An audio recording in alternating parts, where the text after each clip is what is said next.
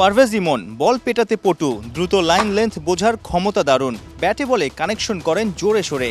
বাংলার ক্রিকেটের নয়া ছক্কার রাজা।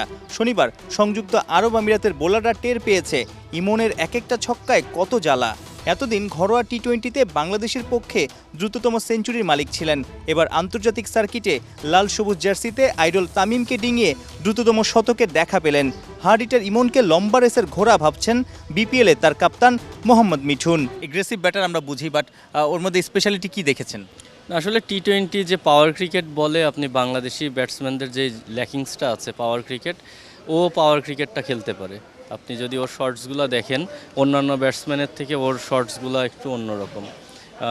আমি মনে করি এখানেই অন্যান্য ব্যাটসম্যানের সাথে ওর তফাৎ, যে টি-20-র জন্য যে পাওয়ার ক্রিকেটটা দরকার ওইটা ওর মধ্যে ন্যাচারালি আছে। 2006-এ আন্তর্জাতিক টি-20তে বাংলাদেশের পথ চলা শুরু। প্রথম সেঞ্চুরি আসে 2016-তে ওমানের বিপক্ষে তামিমের ধুন্ধুমার উইলোতে।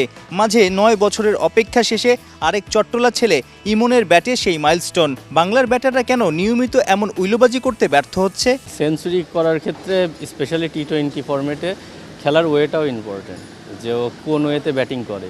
তো আপনি চাইলেই দেখেন অনেকেই অনেক বড় ইনিংস খেলতে পারে, দেখা যাচ্ছে 20 ওভার খেলছে 80 রান নট আউট থাকতে পারে, বাট ও যেভাবে খেলে ও 20 ওভার খেলতে পারে, ওর 100 হওয়ার সম্ভাবনা বেশি, কারণ ও 4 থেকে 6 বেশি মারতে পছন্দ করে। আর টি-20 অল অ্যাবাউট মানে 6 মারার খেলা আর কি। শনিবার শারজায় তুলনামূলক দুর্বল প্রতিপক্ষ আরব আমিরাতের বিপক্ষে ইমনের 54 বলে 100, অতিরিক্ত এসেছে 21, অর্থাৎ বাকিরা মিলে 66 বলে করেছে কেবল 70 রান। আমিরাতের জায়গায় শক্তিশালী প্রতিপক্ষ হলে হয়তো আরও চ্যালেঞ্জে পড়তে হতো টাইগারদের।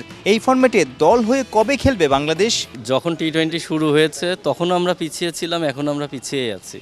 আমরা কিন্তু কখনোই ইন্টারন্যাশনাল লেভেলে স্পেশালি এই ফরম্যাটটা আমরা কখনোই কোপ আপ করতে পারিনি।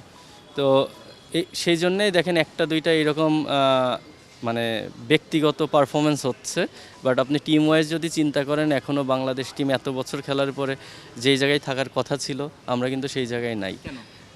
ডেফিনেটলি অনেক কিছু ফ্যাক্ট করে। উইকেট একটা বড় চ্যালেঞ্জ হয়ে যায় আমাদের জন্য, কারণ আপনি বড় শটস খেলতে হলে আপনার মাসল মেমোরিটাও ইম্পর্টেন্ট। আমরা আসলে যেই টাইপের উইকেটে খেলি আমাদের ওই অ্যালাউ করে না। আমরা হয়তো বা 2টা মারলে 3টার সময় একই বাউন্সে আসে না বা একই পেসে আসে না। মিঠুনের মতে প্রায় এইরকম ঝড়ো ইনিংস দেখতে চাইলে টিম ম্যানেজমেন্ট থেকে ভরসা এবং লাইসেন্স দুটোই দরকার পারভেজ ইমনের। সাইফুল রূপক, 71।